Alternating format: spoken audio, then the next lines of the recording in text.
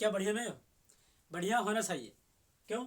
क्योंकि जो model set जारी कर दिया गया है क्लास 11th का टर्म 2 के लिए, टर्म 2 एग्जाम के लिए जो मॉडल सेट जारी कर दिया गया उसका क्या करना है ना, सोल्यूशन करना है। और क्या करना है, जब सोल्यूशन कर लोगे तो क्या होगा, लगभग क्वेश्चन जो आएगा वह किससे आएगा, मॉडल सेट से ही आएगा।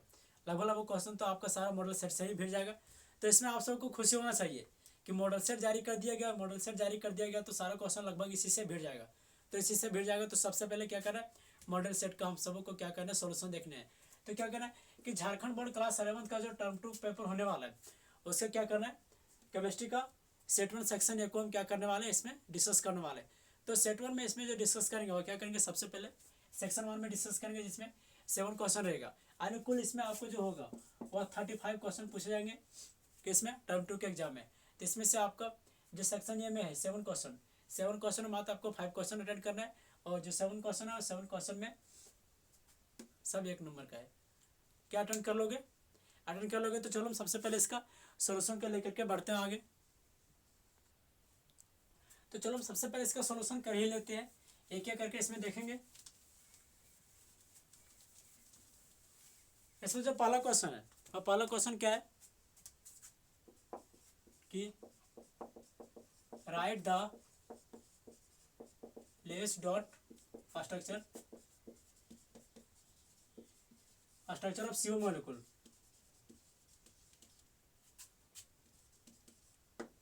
अरे जो CO मॉलिक्यूल का CO मॉलिक्यूल को हम क्या जानते हैं, कार्बन मोनोऑक्साइड। क्या जानते हैं, इसका एक नामिंग जो है और क्या कार्बन मोनोऑक्साइड है।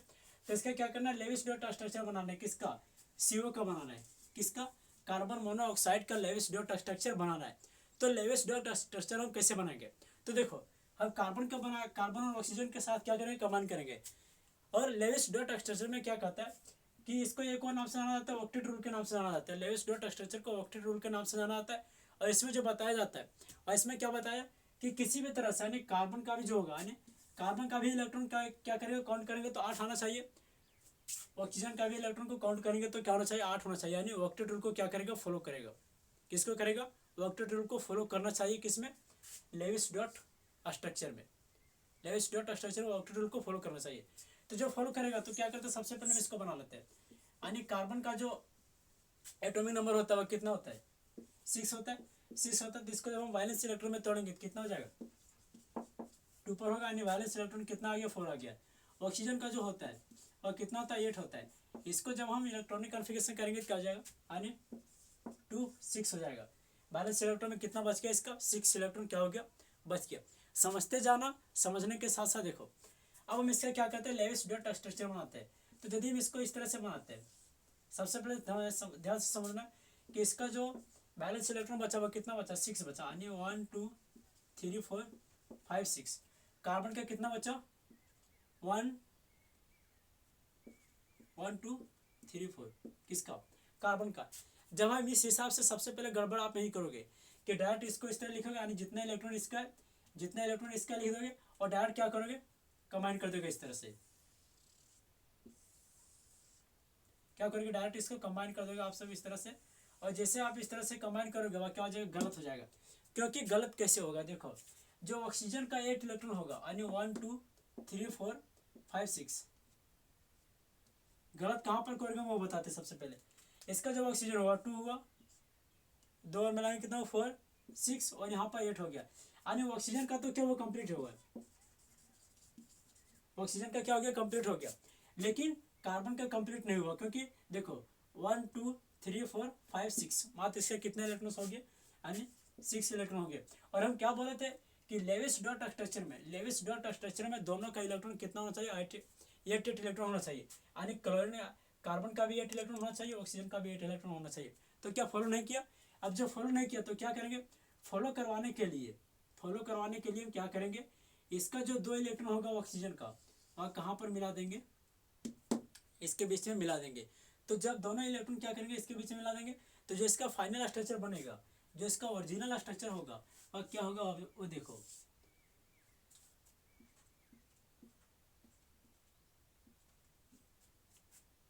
इलेक्ट्रॉन इसका क्या किया, यहाँ से ट्रांसफर कर दिया इसके साथ। अब यहाँ पर देखो इसका 2 इलेक्ट्रॉन तो यहाँ पर पहले से था, 1 इलेक्ट्रॉन इसका भी आ गया, कितना हो गया, 3 हो गया। और यहाँ पर कितना बच जाएगा, 1 इलेक्ट्रॉन बच जाएगा। अब काउंट करके देखो, अब काउंट करके देखो कि यहाँ से जब हम इसको काउंट करेंगे तो कितना हो गया, 8 इलेक्ट्रॉन हो गया, यानी 1 2 3 4 5 6 7 8। और जब हम इसको देखेंगे, किसको देखेंगे, ऑक्सीजन को, तो ऑक्सीजन को क्या हो गया, 1 2 3 4 5 6 7 8 हो गया।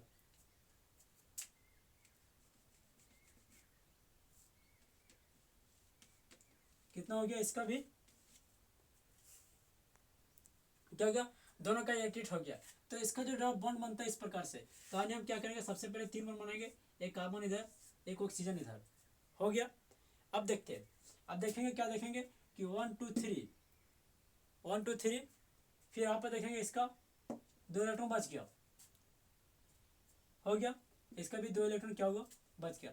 तो इस प्रकार से जो होता है इसका क्या होता है, लेविस डॉट स्ट्रक्चर इसका किसका हो जाता है, CO का जो होता है क्या होता है, लेविस डॉट स्ट्रक्चर। हम किसको, यानी इस प्रकार से इसको बनाते हैं। इसका जब हम अगला क्वेश्चन में देखते हैं, तो अगला क्वेश्चन में देखो क्या पूछा गया है। यदि समझ में नहीं आया होगा तो आप कमेंट सेक्शन में जरूर कमेंट करें, उसका आंसर देने का प्रयास जरूर करेंगे।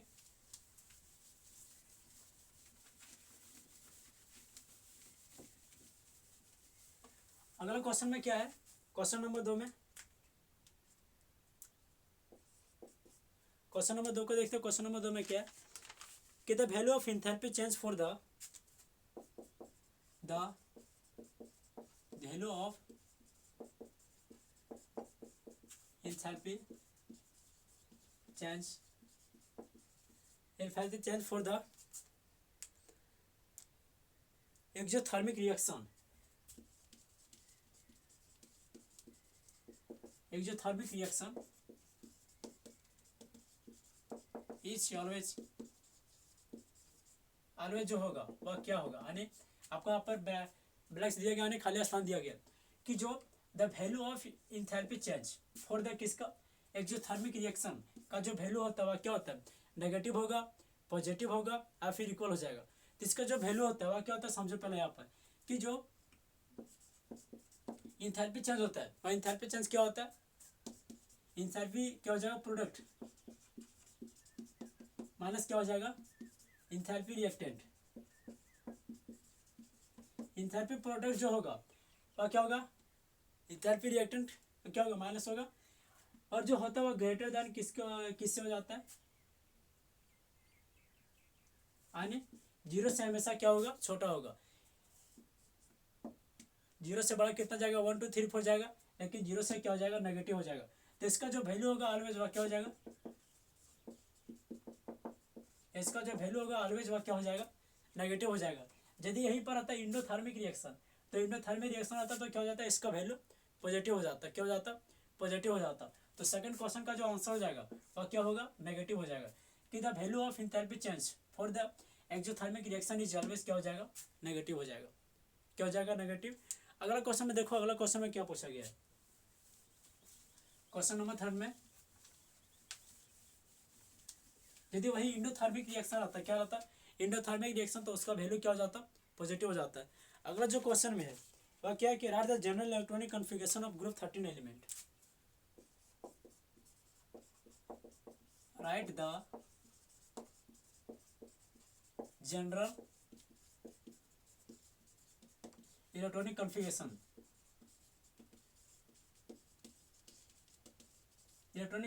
ऑफ ग्रुप 13 एलिमेंट, यानी जो ग्रुप 13 का जो जितने भी सारे ग्रुप 13 का एलिमेंट्स होगा उसका जो जनरल इलेक्ट्रॉनिक कॉन्फ़िगरेशन होगा वह जनरल इलेक्ट्रॉनिक कॉन्फ़िगरेशन क्या होगा।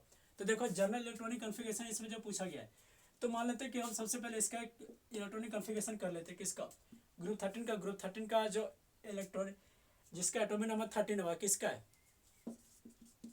एल्युमिनियम का क्या होगा, 13 हो जाएगा। देखो हम इसका इलेक्ट्रॉनिक कॉन्फ़िगरेशन कर लेते हैं।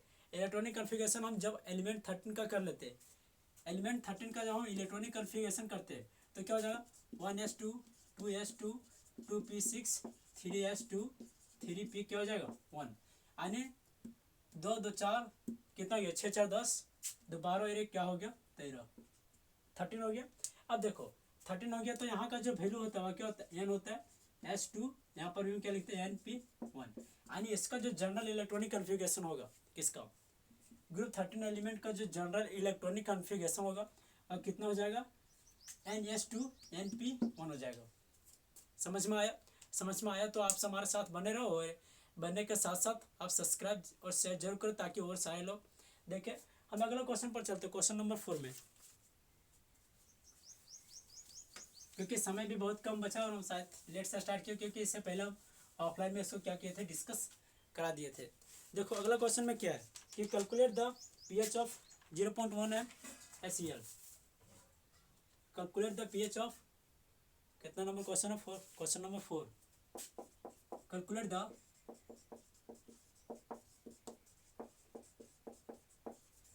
The pH of 0.1 HCl,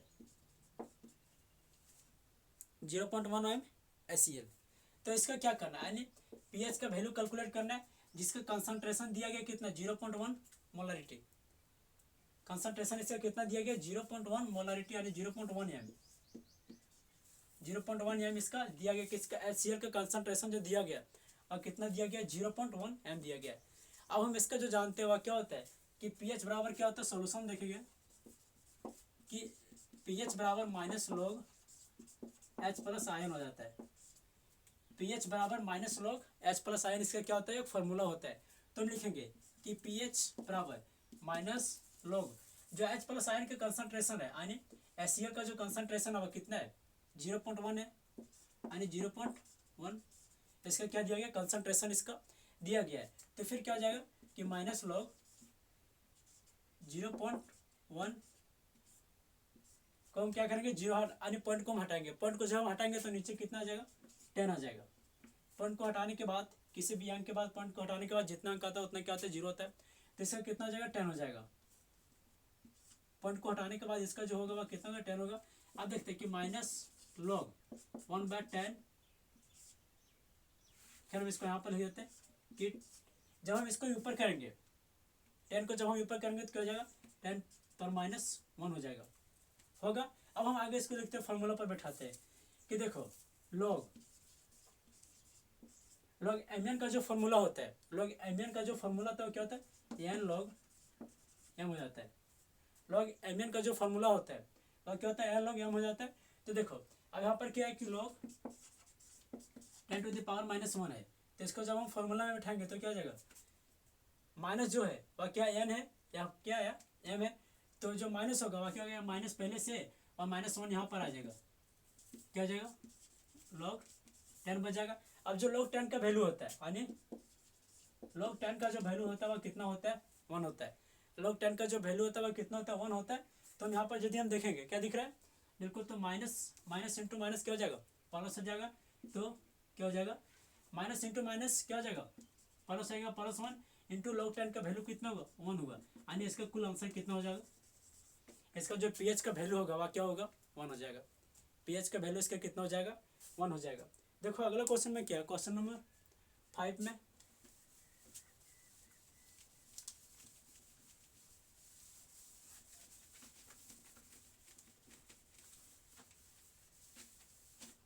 question number 5 में जो पूछा गया है वह क्या है, define oxidation in term of electronic transition. Define oxidation in term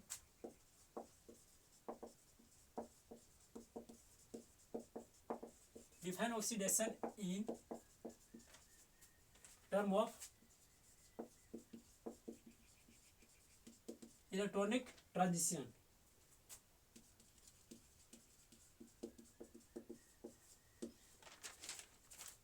क्या पूछा गया कि define oxidation in term of electronic transition, यानी जो ऑक्सीडेशन को डिफाइन करना हुआ इन किसके टर्म में करना है, यानी इलेक्ट्रॉनिक ट्रांजिशन के टर्म में क्या करना है, इसको डिफाइन करना है। तो इसको जब हम इलेक्ट्रॉनिक ट्रांजिशन के टर्म में जब हम डिफाइन करेंगे तो इसका जो डिफिनेशन होता है क्या होता है कि किसी भी एटम या सबस्टांस के द्वारा जो इलेक्ट्रॉन्स को लूज किया जाता है, यानी the process of losing electron by the किसके द्वारा, बाय यानी हो जाएगा क्या हो जाएगा, यानी में एटम हो जाएगा, मॉलिक्यूल्स हो जाएगा, किसी कुछ भी हो जाएगा, यानी किसी के द्वारा इलेक्ट्रॉन्स को लूज करना क्या हो जाता है इलेक्ट्रॉनिक ट्रांजिशन कहलाता है। तो जो इसका आंसर हो जाएगा डायरेक्ट इसका जो सोल्यूशन हो जाएगा वह क्या होगा कि द प्रोसेस ऑफ, लिखते जाना, the process of losing electron, the process of losing electron by substance. Substance में क्या हो जाएगा, एटम हो जाएगा, मॉलिक्यूल हो जाएगा, या फिर आयंस हो जाएंगे। इज कॉल्ड क्या हो जाएगा, electronic transition, is called oxidation, is called oxidation. And the process of losing electron by the substance that is atom molecule ion is called oxidation. किसके टर्म में डिफाइन करना था, इलेक्ट्रॉनिक ट्रांजिशन के term में इसको डिफाइन करना था। जैसे यदि हम इसका एक एग्जांपल में देखना चाहेंगे तो क्या ले लेते हैं, सोडियम ले लेते हैं। सोडियम का जो इलेक्ट्रॉनिक कॉन्फ़िगरेशन होता है और क्या होता है 281 होता है, 281 होता है। तो देखो इसको अपना एक सबसेल पूरा करने के लिए, इसको एक अपना सबसेल पूरा करने के लिए एक इलेक्ट्रॉन आने, इलेक्ट्रॉन को कितना आना चाहिए, इससे 8 अधिक होना चाहिए या फिर 8 होना चाहिए या फिर आगे होना चाहिए। तो ज़्यादा इलेक्ट्रॉन लेने से अच्छा क्या होता है कि एक इलेक्ट्रॉन को क्या करेगा, लूज कर देगा। क्या करेगा, लूज कर देगा। तो क्या हो जाएगा, एन ए पर जैसे लूज करेगा वह क्या हो जाएगा, प्लस चार्ज आ जाएगा, +1 इलेक्ट्रॉन को क्या करेगा, लूज किया। तो लूज किया कितना हो जाएगा, 2 8 हो जाएगा। यानी कुल मिलाकर के यहाँ पर कितना इलेक्ट्रॉन हो जाएगा, 10 हो जाएगा। और एक इलेक्ट्रॉन यहाँ पर क्या हो जाएगा, कुल मिलाकर के 11, क्योंकि इसके पास ज़्यादा इलेक्ट्रॉन है। पैसा कर्ज दूसरे को कौन देता है, यानी जिसके पास ज़्यादा पैसा रहता है वही कर्ज देता है। तो वही हाल यहाँ पर है सोडियम के पास। अगला क्वेश्चन हम देखते हैं, क्वेश्चन नंबर हम काफ़ी आगे निकल गए। क्वेश्चन नंबर 6 में, क्वेश्चन नंबर आगे 6 में हम देखते हैं। क्वेश्चन नंबर जो था वह कौन था, 5 था। क्वेश्चन नंबर 6 में हम देखते हैं क्या,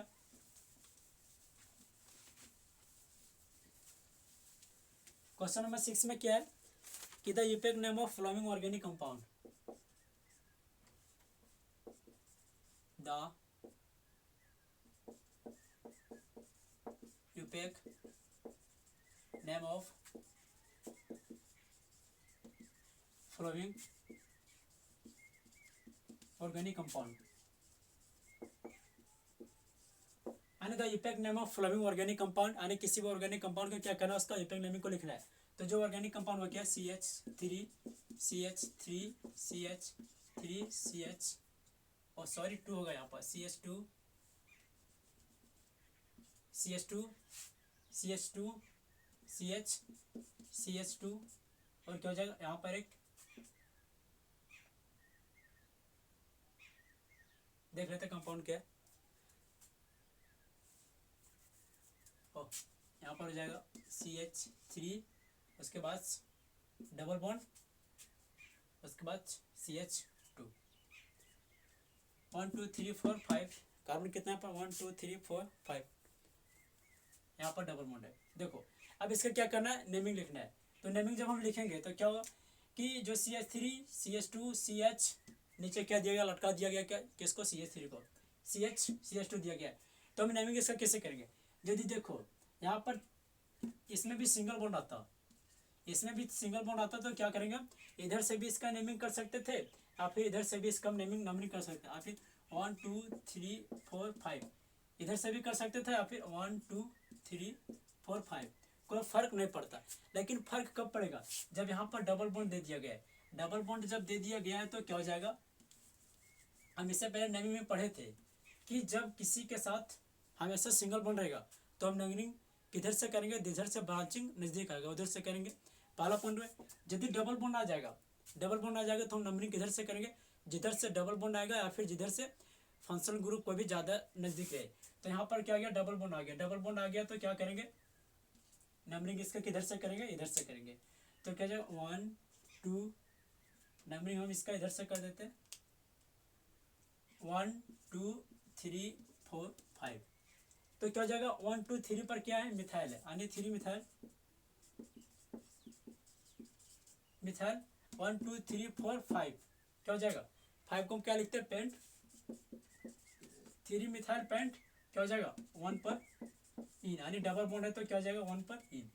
डबल बॉन्ड को हम क्या लिखते हैं, EN लिखते हैं। तो इसका जो इथेनॉल हो जाएगा, वह क्या होगा 3 मिथाइल पेंट 1 इन हो जाएगा इसका। अगला क्वेश्चन देखते हैं, लास्ट क्वेश्चन, क्वेश्चन नंबर 7 में।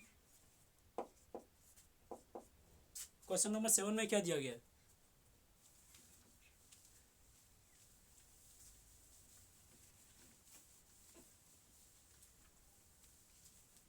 क्वेश्चन नंबर 7 में क्या है कि write the substance of, write the structure of cis isomer 4, right